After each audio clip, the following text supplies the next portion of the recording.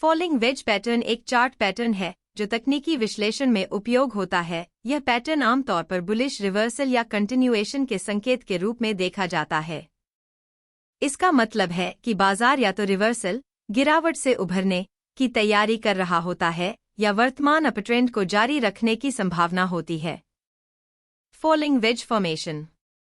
आकार। वेज की आकार पिरामिड जैसा होता है, जहां पैटर्न की चौड़ाई शुरुआत में ज्यादा होती है और दोनों ट्रेंड लाइंस धीरे धीरे एक दूसरे के करीब आती हैं, जिससे एक वेज या पिरामिड जैसी आकृति बनती है। फॉलिंग वेज पैटर्न में दो ट्रेंड लाइन होती हैं, एक जो प्राइस के लोअर हाई को जोड़ती है और दूसरी जो लोअर लो को जोड़ती है। ये दोनों लाइन मिलकर वेज पैटर्न बनाते हैं। ऊपरी लाइन। यह एक ऐसी लाइन है जो प्राइस के लोअर हाई को जोड़ती है। इस लाइन को बनाने के लिए हाल की ऊंचाइयों, हाइस, को जोड़े। यह ट्रेंड लाइन ढलान में नीचे की ओर जाती है। नीचे की लाइन। यह एक ऐसी लाइन है जो प्राइस के लोअर लो को जोड़ती है। हाल के निम्न स्तरों, लोज, को जोड़ते हुए निचली ट्रेंड लाइन बनाएं। यह भी ढलान में नीचे की ओर जाती है, लेकिन ऊपरी ट्रेंड लाइन की तुलना में कम तीव्रता से। ये दो प्रकार हैं। Bullish reversal falling veg down trend के बाद ट्रेंड में बदलाव का संकेत देता है। बुलिश कंटिन्यूएशन फॉलिंग वेज मौजूदा अपट्रेंड में अस्थायी गिरावट के बाद फिर से अपट्रेंड के जारी रहने का संकेत देता है। दोनों ही प्रकार ट्रेडर्स को भविष्य में कीमतों में तेजी की संभावना की पहचान करने में मदद करते हैं। मुख्य अंतर। Chart pattern. Bullish continuation, bullish reversal falling wedge. विशेषता। Bullish continuation. यह पैटर्न तब बनता है जब किसी स्टॉक का प्राइस एक अपट्रेंड में हो और थोड़ी समय के लिए गिरावट, करेक्शन, दिखाए। इस दौरान प्राइस एक वेज की तरह संकरी होती जाती है और अंततः ब्रेकआउट के बाद फिर से अपट्रेंड जारी रहता है। बुलिश रिवर्सल फॉलिंग वेज यह पैटर्न तब बनता है जब कोई स्टॉक या एसेट एक डाउन ट्रेंड में हो और गिरावट के दौरान एक वेज पैटर्न बनाता है। इस पैटर्न से यह संकेत मिलता है कि प्राइस अब रिवर्सल की ओर जाने वाली है, यानी प्राइस गिरने के बाद अब ऊपर उठने की संभावना है। कब बनता है बुलिश कंटिन्यूएशन? किसी मौजूदा बुलिश ट्रेंड में आता है जब प्राइस अस्थायी रूप से नीचे की ओर जाती। बुलिश रिवर्सल फॉलिंग वेज जब प्राइस लंबे समय से गिर रहा हो और अब इसका नीचे गिरने का सिलसिला रुकने वाला हो। Price trend bullish continuation. मौजूदा अपट्रेंड के दौरान अस्थायी गिरावट। बुलिश रिवर्सल फॉलिंग वेज मौजूदा डाउन ट्रेंड के बाद रिवर्सल पैटर्न बनना। Bullish continuation. Falling veg uptrend के बीच में आता है, बुलिश रिवर्सल डाउन ट्रेंड के अंत में आता है। Breakout. Bullish continuation. Falling veg breakout के बाद अपट्रेंड जारी रहता है। बुलिश रिवर्सल ब्रेकआउट के बाद डाउन ट्रेंड रिवर्स होकर अपट्रेंड में बदलता है। कब इस्तेमाल होता है बुलिश कंटिन्यूएशन? जब आप मौजूदा अपट्रेंड में वापस एंट्री करना चाहते हैं। बुलिश रिवर्सल जब आप बड़े डाउन ट्रेंड के बाद एक नए बुलिश रिवर्सल की उम्मीद करते हैं। मनोविज्ञान। Bullish continuation. बुल्स स्थायी रूप से बाजार में कमजोरी दिखाते हैं, लेकिन फिर से कंट्रोल में करते हैं। बुलिश रिवर्सल बुल्स अंततः बाजार को कंट्रोल में करते हैं और डाउन ट्रेंड को रिवर्स कर देते हैं। साइकोलॉजी। इस पैटर्न में पहले कीमत गिरती रहती है, लेकिन गिरावट धीमी हो जाती है। धीरे धीरे मार्केट बायर्स के कंट्रोल में आने लगते हैं और कीमत को ऊपर ले जाने की तैयारी करते हैं। निवेशक ध्यान देते हैं कि कीमत में गिरावट अब कमजोर हो रही है और पॉजिटिव ब्रेकआउट की संभावना है। Volume confirmation. जब ब्रेकआउट होता है तो वॉल्यूम में वृद्धि होनी चाहिए। यह ब्रेकआउट की पुष्टि करता है कि मार्केट में एक्टिविटी और ट्रेडिंग वॉल्यूम बढ़ रहा है।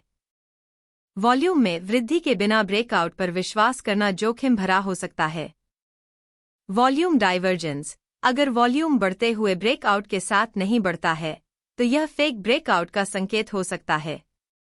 ब्रेकआउट। ऊपरी ट्रेंड लाइन का ब्रेकआउट तब होता है जब कीमत ऊपरी ट्रेंड लाइन को तोड़ती है। यह ट्रेडर्स के लिए खरीदारी का संकेत होता है।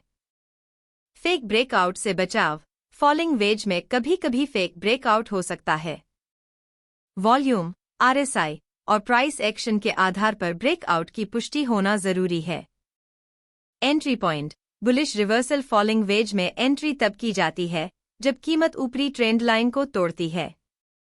यह संकेत है कि गिरावट खत्म हो गई है और अब कीमतें ऊपर जाने की संभावना है।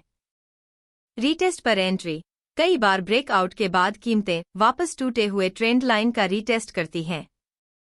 इस रीटेस्ट पर भी एंट्री लेना अच्छा विकल्प हो सकता है क्योंकि यह एक मजबूत सपोर्ट बन जाता है। Stop loss, below the lower trend line.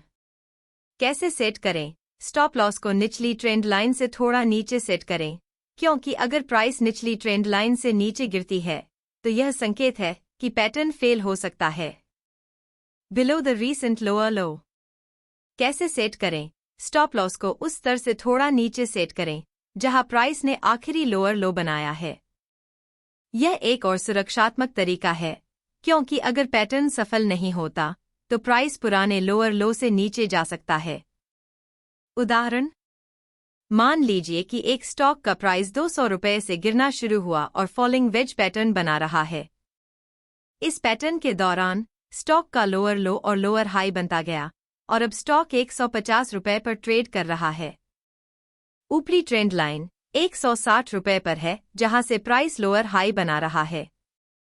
निचली ट्रेंड लाइन 145 रुपये पर है जहां से प्राइस लोअर लो बना रहा है। हालिया लोअर लो 148 रुपये पर बना है। अब हम देखते हैं कि ब्रेकआउट 155 रुपये पर हुआ है और आप एंट्री लेना चाहते हैं। आइए स्टॉप लॉस सेट करते हैं। Below the lower trend line. कैसे सेट करें? निचली ट्रेंड लाइन 145 रुपये पर है, इसलिए आप स्टॉप लॉस को ट्रेंड लाइन से थोड़ा नीचे सेट करेंगे। स्टॉप लॉस सेटिंग, आप स्टॉप लॉस को 143 रुपये से 144 रुपये पर सेट कर सकते हैं ताकि यदि प्राइस निचली ट्रेंड लाइन से भी नीचे गिर जाए तो आपकी पोजीशन ऑटोमेटिकली क्लोज हो जाएगी।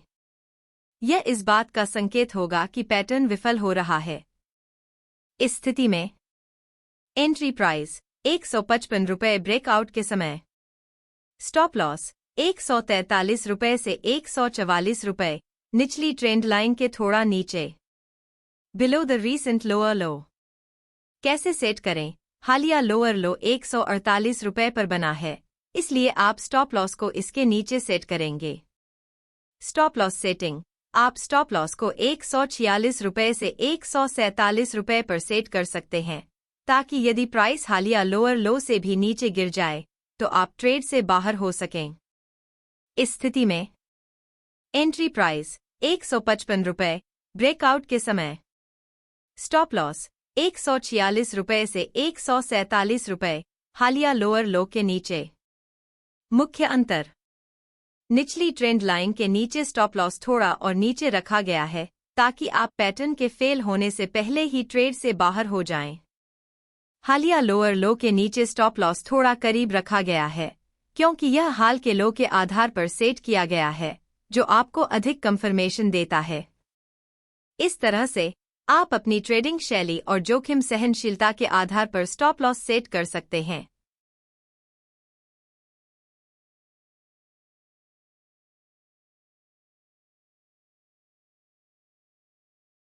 टारगेट।